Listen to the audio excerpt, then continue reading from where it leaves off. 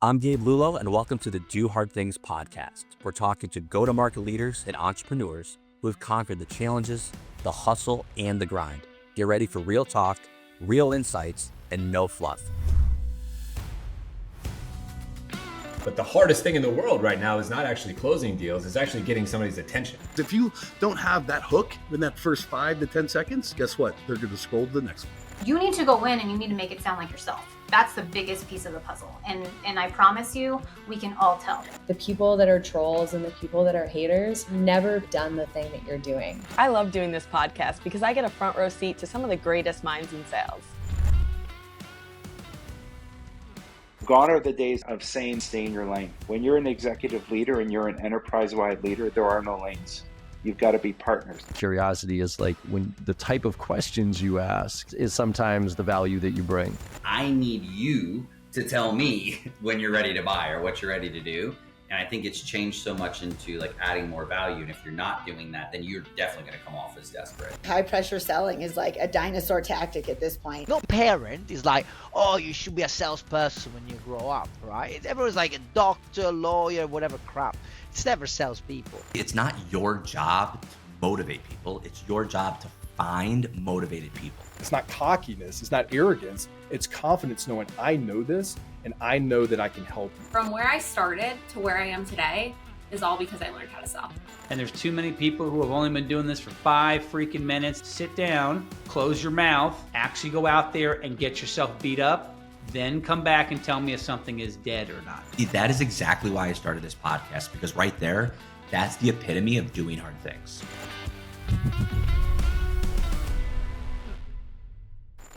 Welcome back to the Do Hard Things podcast with Lexi and Gabe.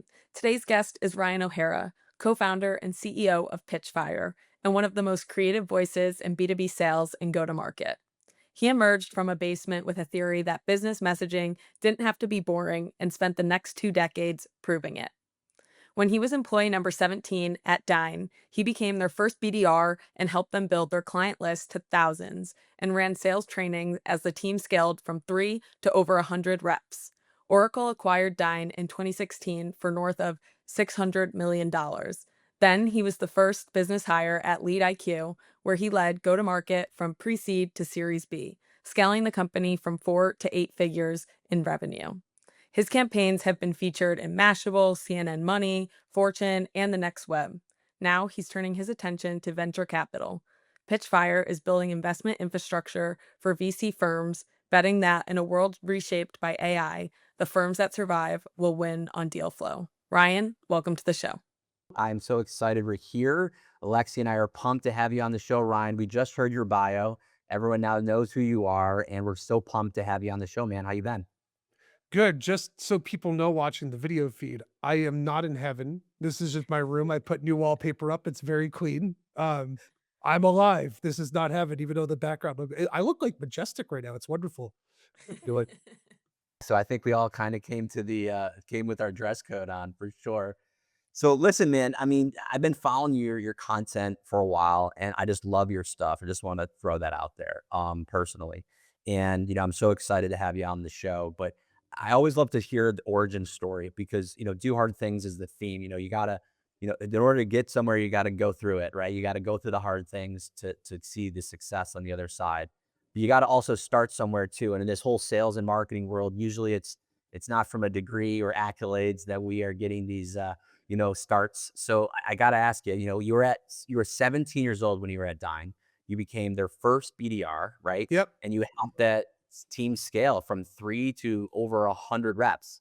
So what was it really like building something completely from scratch with really no real playbook? And also, what did you learn about sales in that environment when you first started at such a young age? Yeah. So it was years ago. By the way, I just don't want to clarify. I don't know if I was 17. I just don't want people to be like, what? I was probably like 20. I was a junior in college when I started working there. But here's what's interesting. When I joined, I started as a video production intern. So I did I thought I was gonna be Don Draper before Mad Men came out. I was like, I'm gonna make ads, I'm gonna make Super Bowl ads and all that stuff. And then all the internet stuff started happening. And I was like, oh man, this is really looking dated, this dream that I have here. But I was the kid that grew up skateboarding and never got better at skateboarding, so I just started picking up a camera and recording my friends skateboarding, and I learned how to cut videos. And learning how to cut videos got me into marketing and sales and tech and all this stuff because I started cutting videos for like an internship project for them. And then that turned into like, hey, do you want to be our first person prospecting? Because we don't want to hire a marketing guy that's out of college. We want to get someone that like, you know, to do some of the grunt work that you have to do when you get out of school. And that's how I became like the first prospector there. My job interview, I remember I baked a loaf of banana bread and brought it in. And I was like another candidate apparently who also got hired, uh, came from Utah and ordered a bunch of pizzas and had it delivered there. So if you're just watching this and getting your foot in the door, do something to stand out after your interview, you know? I love that. And then while you were there, Oracle acquired you guys for over $600 million, and you were there early enough to have been there for the entire journey. What does it feel like to be inside a company when something like that happens, and what did it change about how you thought about startups? Yeah, I think the thing that's kind of fun about working at a startup is you do a ton of stuff that's outside your job description. And I honestly think it's the best way to learn. A lot of people today that you see out on LinkedIn that you'll interview and hire and stuff at jobs is they're usually people that like they did one thing really well, which is good for an online brand if you're building a brand online or something. But if you actually want to be a leader and do stuff, it helps a ton to get experience in a bunch of different areas. For me at Dine, I went from being a guy cold calling, cold emailing people to I had a campaign. I sent music videos out to a bunch of prospects and it got blew up all over the internet and people shared it. And that's how I like kind of got plucked in onto the marketing team afterward. And then like as I was going through marketing stuff, I took over events, I took over sales training. Like I got to do a ton of stuff outside of just prospecting to learn. And I would have never got that experience if I just got a job at like Oracle or Microsoft right out of school. So I think if you're like trying to figure yourself out and learn stuff, it's really fun to go do stuff outside of your job description. Yeah. Which, of course, you went to a new role, right? And it was a very different type of opportunity. And you obviously became, one of the first business hires at LeadIQ, and then you scaled it from pre-seed to Series B. So that's two very completely different roles, right? At two very different, completely stages of Yeah. a company's life. So, what's different about being first in a startup versus being a key player in a scaling company? Yeah, so when you're joining as like a team member at a startup, a lot of the time it's about like taking those hits, learning stuff, having people like I'll never forget. I'll quote it here. I remember one time I cold called the CTO of the Weather Channel, and the guy was a huge jerk to me when I was at Dine. And I remember like I always remember that because at the time I loved like the Weather Channel. I had it on all the time. I like whenever there's a crazy snowstorm or something, I'd put it on in the background. Like just it was something that was like comfort for me to have the Weather Channel on. And this guy like told this guy, like, yeah, I love watching the weather. And he like told me to pound sand on a call. And I was so defeated from it and took those lumps. And that's stuff that like you kind of earn doing the stuff at a company as an individual contributor.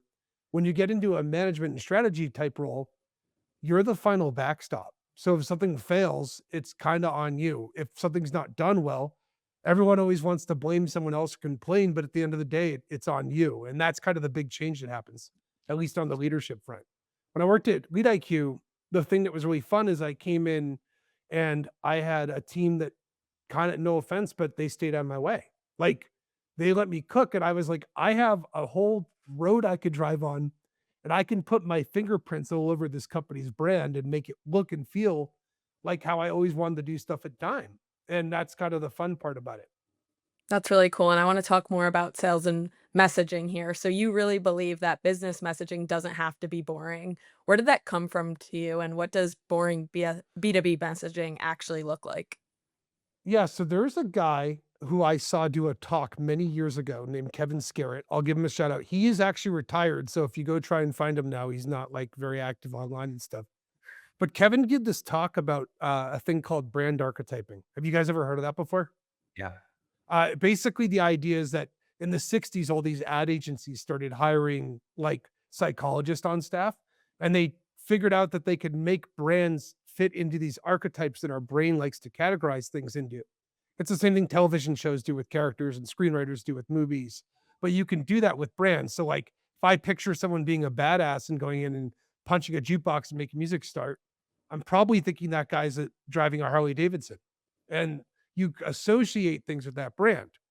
For me, I noticed that one of the things he talked about in his talk is you need to do stuff that's the opposite of what everyone else is doing.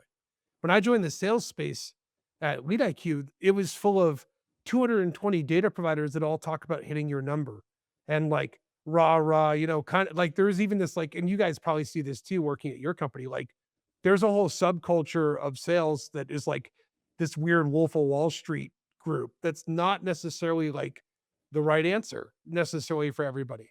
And for us, I thought we're going to go and stand out against the sea of data providers by making our content fun and interesting and make people stop. The other philosophy you're asking about bad messaging, I think the worst thing you could do is go look at what your competitors are doing and try and replicate what they just said on their website, because you're just going to look like everybody else. And sure, you can learn stuff from them, but what you got to do is figure out how to make it so that it has your own flavor to it. If I worked at your company versus working at LeadIQ, there should be some similarities because of the people that are working on the team and the personalities that work there, because that's what makes people like brands. It's the people that work there. And I want to double down on that because you and I agree so much on this. You know, my marketing professor 25 years ago said something to me that just stuck. Speaking of old people, he's retired too. He said, Gabe, it's not what you know, it's not who you know. And I'm like, what do you mean? Everyone says it's not what you know, it's who you know. He's like, no, it's not what you know, it's not who you know, it's who knows you. And I was completely perplexed by that statement. And then he said, okay, let me double down. He said, do you know who Michael Jordan is? I said, of course. He said, does he know you? And then I got it. And, you talk about building people brands, not company brands, right? The difference between, following TBS on Facebook versus following Conan O'Brien. Yeah. Gary Vee talks about this a lot too. Lexi and I, the two of us, have 50,000 followers on LinkedIn, just the two of us, where our company, following count is much, much smaller than that. So take us through what your thoughts are on building up the personal brand versus the company brand, and how does that intertwine together? My favorite example of this is actually, I don't know if anyone here listening to this follows it, but you ever check out what The Ringer does at Spotify? So like Bill Simmons and The Ringer and all those guys, they basically assemble talent. They get people to build shows around the talent that they have. And they all bat and help The Ringer, which is Spotify's podcast arm, which they bought for a couple of $100 million, like in 2018 or something. But they go and assemble these different personalities. And then when they have a popular topic, they put the lesser known people on to develop that talent. And then when they want to go and launch something that's big with a cool idea and high concept, they'll get these assemblies. It's almost like a Marvel movie of all the people that they built their brands up to converge and come together for a podcast. And that they do that stuff, pushing and distributing it through their podcast engine, which is The Ringer. And they're able to do this. That's kind of the same thing that you want to do with your company. So if you have like 100 or 200 employees, or maybe you have a couple thousand employees, you want to have the personalities do stuff individually and build their own brand, like their characters on a show, and then take them to the big show for like these big assembly things. At LeadIQ, for example, I had my account. We had Annie Many. Annie Roach had a big account presence. She got married. I can't remember her last name now. I feel like a jerk. But like she just changed her last name recently. Jeremy Levy on our team had over 15,000 followers. Jeremy did his own thing. I did my own thing, and Annie did her own thing. We'd all help. Obviously marketing would support and carry them with like building out and editing these videos and putting budget and things like that into it. Once those things got going, I was able to once a month get everybody together for like, let's go rip apart some cold emails and give some tips, and like had them all come in and they'd all push their audiences together. And we do that on the company account and build an audience on the company account. You basically get your you make it seem like you've got the cool guys table at your company, and all the cool guys are sitting there, and it makes other people want to be part of that cool guys table. And we've seen this already with so many other companies in sales tech too. Like look at like the insight and influence that a bunch of people that worked at companies like Gong had, for example. You could go down the list. You could do it for things outside of sales too. HubSpot at one point had 10 or 15 people with over 30,000 followers on LinkedIn, and they're now a publicly traded company. Yeah. I want to talk more about some of those huge campaigns you've done, because you've done some genuinely unhinged, very successful campaigns. The Southwest campaign doing Christmas caroling flash mobs at HubSpot, Oh, Twitter no. with school buses. What's the creative process behind that? How do you go from we need pipeline to let's rent a school bus? Yeah, so I have a big I hope no one ever finds my phone or they're gonna think I'm crazy. I have a notepad and I'll just come up with an idea or see something that I like, and then I'll figure out how to do my own parallel for it. So, for example, earlier I talked about I sent a bunch of music videos with the sales team at Dime. We sent a bunch of music videos out to name accounts back when video prospecting wasn't even a thing yet. It was like 2012 when we did this. I got the idea because I saw a Twitter campaign where Old Spice did something. Do you remember this, Gabe? Like, Lexi, do you guys remember like Old Spice when they first launched their Twitter account? They like had their ad agency say, "Hey, we'll make an ad for one person, tag them below, and we'll make an ad." And they just had a guy in the shower doing funny copy and ads, professionally shot on Twitter, and the turnaround time was crazy. They did like I think they did 150 videos in one day with this guy. Luckily, they had a full agency doing it, but Old Spice became one of the most followed brands on Twitter back in the day, doing the same tactic. And I was like, huh, if that works for Twitter, why wouldn't that work for prospecting? And so like I took that, I remembered that Old Spice prospecting was the note that I had. And then when my chief revenue officer, Kyle York, came to me and said, "Hey Ryan, it's the end of the year. Like, do you have any crazy ideas you want to do? Because December is a terrible month to prospect in, like at least in the space that we're in. We're in infrastructure as a service." Um, and so that's how we ended up doing that. Like I just had the idea banked. I think the cool idea is if something works too, you can do it again, just figure out a way to transpose it to a different campaign with different creative. When I worked at LeadIQ, for example, we did a campaign where we were trying to get some logo accounts during COVID, and we came up with an idea to make a bunch of 90s SaaS jingles for companies. We made one for Zoom, got them as a customer. We made one for man, I'm drawing a blank. We made a bunch of them. We probably made like 15 or 20 different accounts for this. And for me, it was fun because I got to spend a Friday afternoon upstairs in my studio making music. But I'm not a good singer or anything, but like I could auto tune the hell out of my voice so it doesn't sound terrible. And like we just did a bunch of these like corny, like almost like Mentos the Fresh Maker type like ad things, and then we throw them online and be like, anyone know anyone at Zoom? Tag them below so they see this. And the cool part is people that were like fans of prospecting were seeing us do the best type of prospecting. And those videos at that time on LinkedIn, because video was like huge when it first came out, those videos probably like on a lower end side broke 20 or 30,000 views on them from just organic people coming in. And if you have premium and you go click into the account and see what company they're from, we'd see that we had 1,700 people from Zoom watch our video about Zoom. And that's the whole idea. Logitech was another one, for example, we did that for. Like we did a bunch of these different type of videos. And these are massive logos that you did this for, and you captured their attention, you converted them. That's amazing. So Hilarious story actually with it too. The Logitech one, we yeah, couldn't get tell our me. we couldn't get our emails delivered to them. So like they were going to spam. So anytime that we were trying to prospect them over email, we couldn't do it. The second we did it on LinkedIn, we got replies back to our emails. They checked their spam folders. Because I was like, That's it. so one of the guys commented, I was like, "Jeff, I emailed you, but you never responded." And then he replied back and he showed me that it had been caught by their spam filter. So that's the other part is if you do something creative, omni-channel it, like use it in more than one channel. I was gonna say multi-channel at its finest right there. Yeah. So let's pivot and talk about your pivot actually, because Pitchfire and the VC pivot really is something that I'm really curious to hear more about. I mean, because to your point, you just spent your whole career on the GTM side. Yep. But then you got into building infrastructure for venture capital firms. It's a surprising turn. So, what was it that you saw in the VC deal flow? Was there a problem there that you thought a GTM person is going to be the exact person to fix this and solve it? Like, why did you think this? All right. So the origin story is kind of interesting. So my old company was called Pitchfire. We tried to launch a paid prospecting platform. The idea was that you could pay prospects money to answer pitches and stuff, and they'd get money. They'd come and answer your pitch and get paid, and then they're in our marketplace. We got about like 3,500 people on it, and I raised 850K from an investor, and we had a second tranche of funding that we were supposed to get from that investor a year later if we hit a certain milestone, which we hit.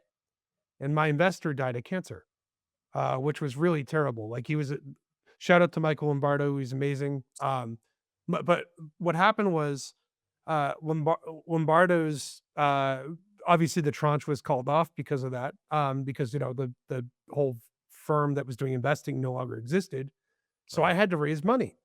And what happened was I was going to all these venture capital websites to try and find ways in. And I'm pretty connected on LinkedIn. Like I have a ton of followers on there, so I could go through that way. But the ones that I preferred the most were the VC firms that actually took inbound pitches. And you know what they're doing? They're using Typeform, they're using Airtable, Google Docs.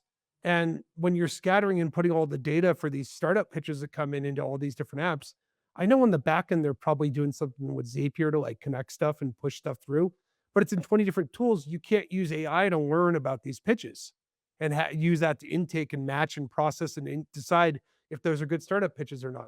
So what I'm doing is I'm building a way for the VC firms that don't even have forms right now to add a form and outsource their deal flow stuff to us and let us handle it with our software. And that's what we've been doing. I went from it from the founder perspective. You guys don't know how frustrating it is to go fill out a form for raising funding and answer 20 questions that are all in your deck. And if they just looked at your deck, they'd have those answers.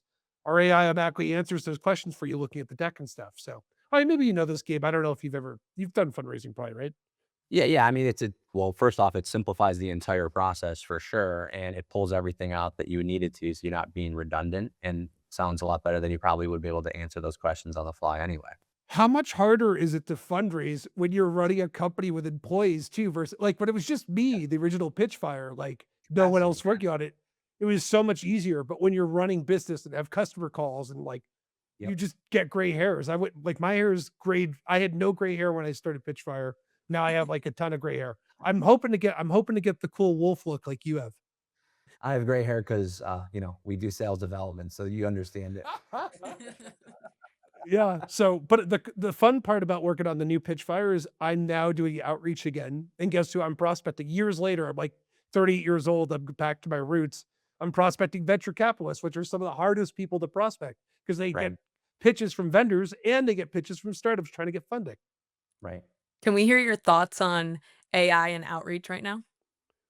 Oh, yeah. Yeah, of course. So I obviously worked on my last startup with the intention of I was trying to replace cold prospecting. That was the idea I was trying to do. Like, because I figured what happens is you do all this outreach stuff with email, and we've seen the decline of reply rates like this. Like it used to be back in the day, you'd get a 6% reply rate on a cold email. Last number I worked with was 0.4%. Cold calling, the connect rate dropped from what used to be 10% down to almost 3%. So the tools that we use to actually get in front of somebody aren't as great as they used to be. What I'm kind of doing now that I'm noticing is if you do AI, the problem with AI models for writing emails is they write it the same exact way. The thing that makes you stand out when you prospect is you. And that's the trick that's been working for me right now. I've been working on the new pivot with Pitchfire since February, and I'm getting tons of responses sometimes they're not positive. Obviously, that's what happens when you do prospecting. But I've been primarily able to still live off of email because what I do is the key is with outreach to write stuff about what you have in common with the person you're trying to prospect. It's the same way that we make friends. Like, Gabe, if I bumped into you in a conference or Lexi, we'd probably have war stories about being in sales tech for so long and sales development. And like, we could be like, yeah, we've seen some things, and like, I'd take a swig from a flask and like have stubble from like being in the trenches. But like, we have a common bond and some common interest.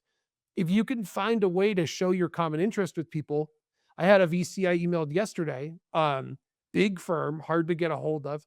And I saw that the guy was a Jets fan on his he had a post about being a New York Jets fan. I'm a Patriots fan. And what's funny is everybody always assumes that Patriots fans and Jets fans can't get along. Before the Patriots won all those Super Bowls, I remember being heartbroken when they hired Bill Parcells and Curtis Martin and signed Curtis Martin over there, when Curtis Martin was my favorite Patriot player at the time when I was a kid. Like, and I brought that up, and then I made a joke about like, I know we can't get along and stuff, and we're talking tomorrow, like me and this VC, and like we're gonna start on the call like yucking and having some nostalgia about sports and stuff at the beginning of it, instead of me talking about, saw your post on LinkedIn recently that you talked about aqua cars or something, whatever thing they were posting about, or Bitcoin, or all these people are kind of saying the same stuff. So if you want to differentiate, the thing that's going to make you different is your experiences and the things that you have in common with that person.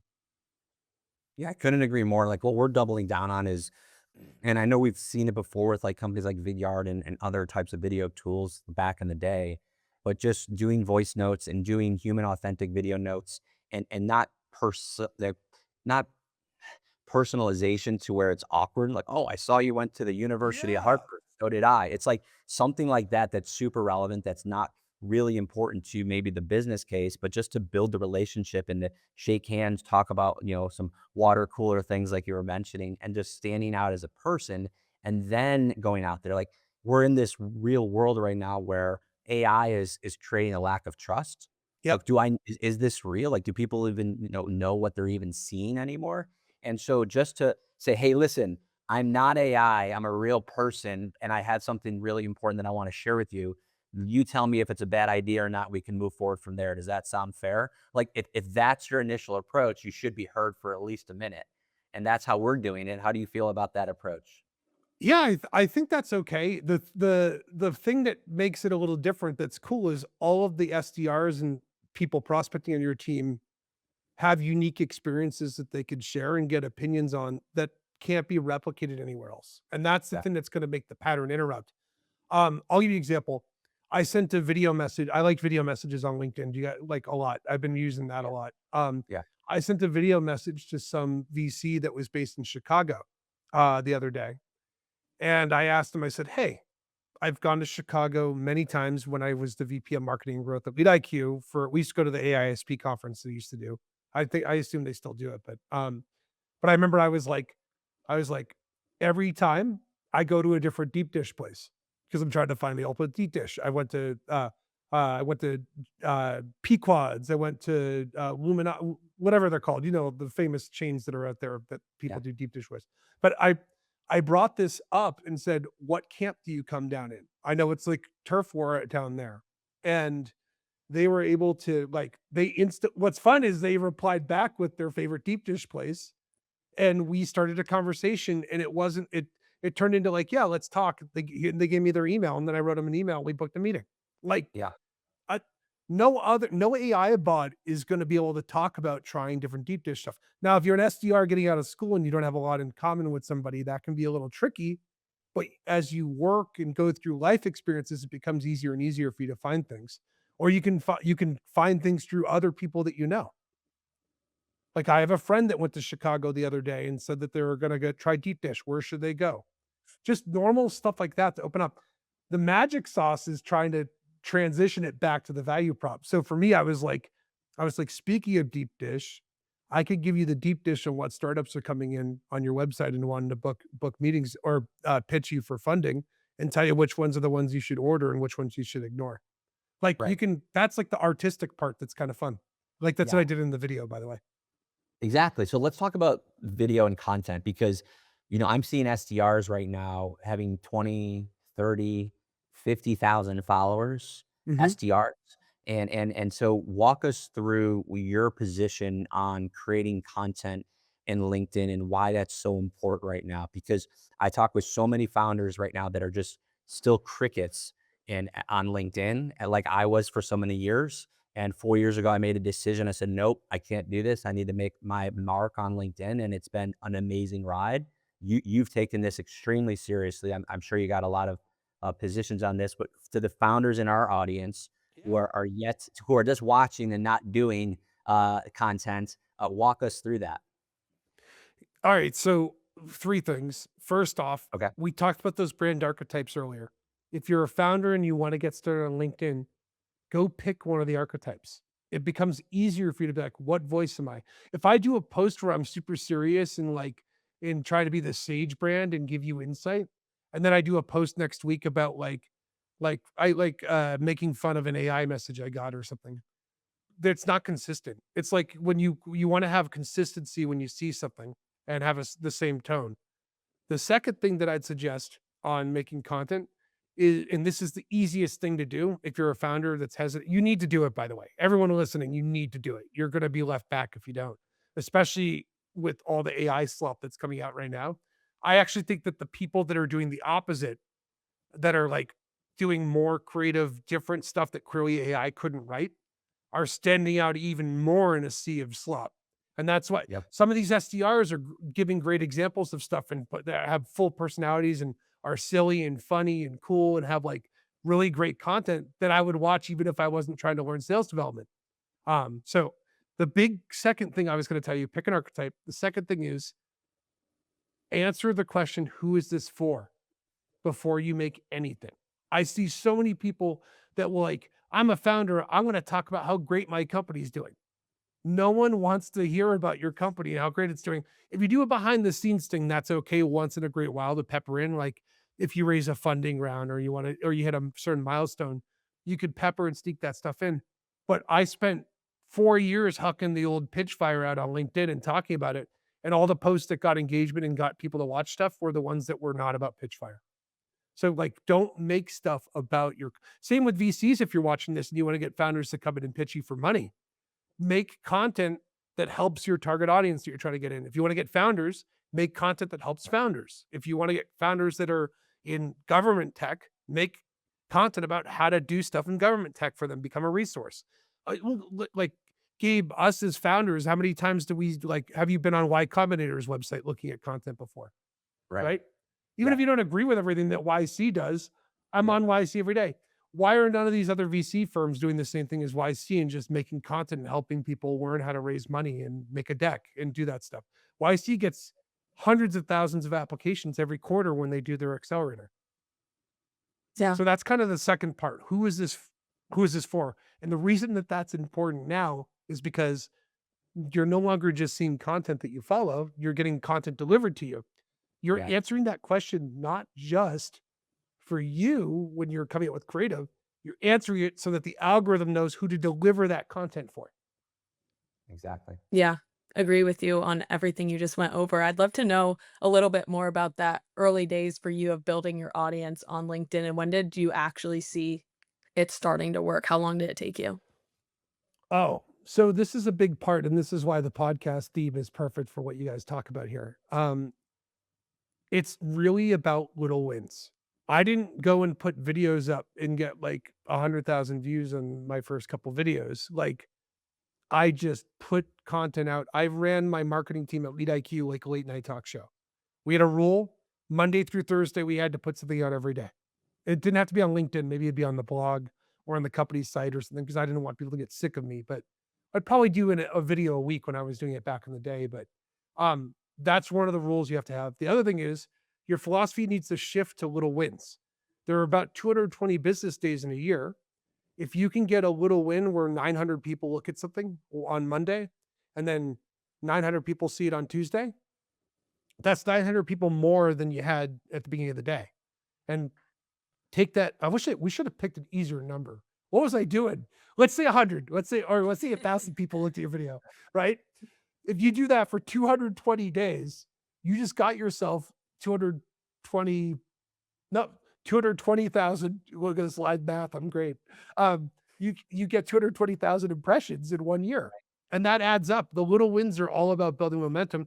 And what's great is organically, some of that stuff will blow up if you just keep chipping away at it and putting stuff out there. It just has to not be content that's about you. Make stuff that like, who is this for is the big question, and make stuff for them. So important. Thank you so much for being on this show, man. You're knocking a lot of golden nuggets on this one.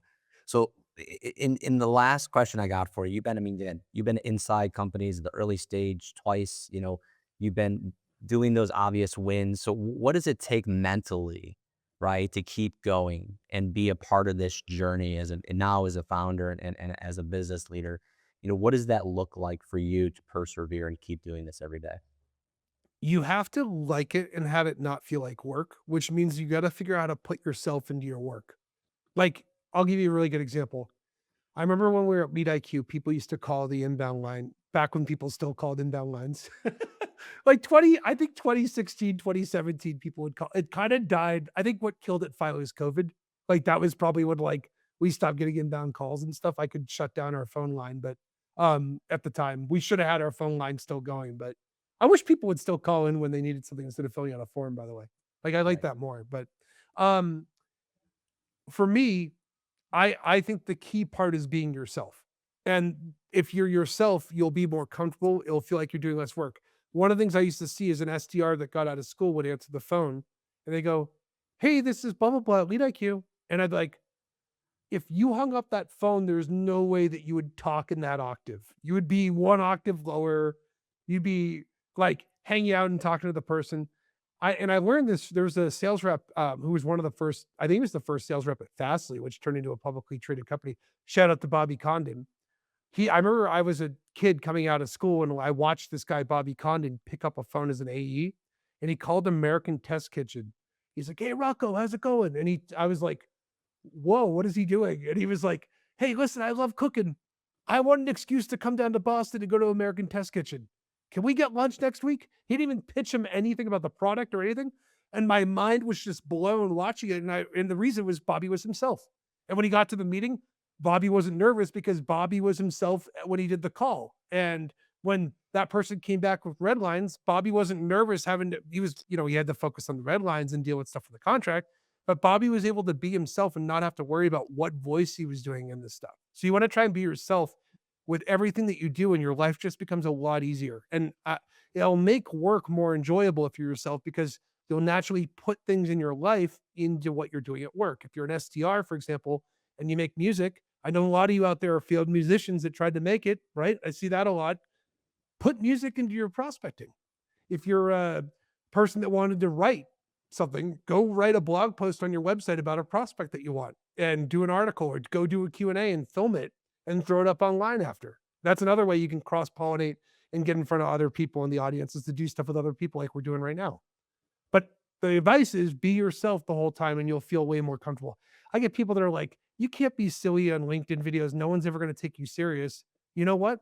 Executives go home and they eat Ben & Jerry's ice cream, and Ben & Jerry's ice cream's got some silly ice cream flavors. So be yourself in your life, and your work life will be much more enjoyable. Absolutely. You're an icon, man. We appreciate you so much spending the last 30 minutes with us. Hey, listen, in our audience, who's the right person to reach out to you, and what's the best way for them to connect? If you're a venture capitalist working at a VC firm and maybe you run marketing there or something, and you don't take inbound, or you're doing the process is tedious, United States pre-seed or seed, hit me up and I will help you out. You can either outsource the deal flow to us, or we can give you software that you can use to do it yourself. But I want to help people in the venture community. If you want to learn how to market and get founders' attention so they actually come in and ask you for funding, I can help you with that as well. You'll get not just more, but better deal flow from it. Perfect. All right, guys, go follow him. Go connect with Ryan. We appreciate you. And everyone listening, keep doing the hard things. And Lexi and I will see you on the next one. Take care, everyone. Thank you, guys.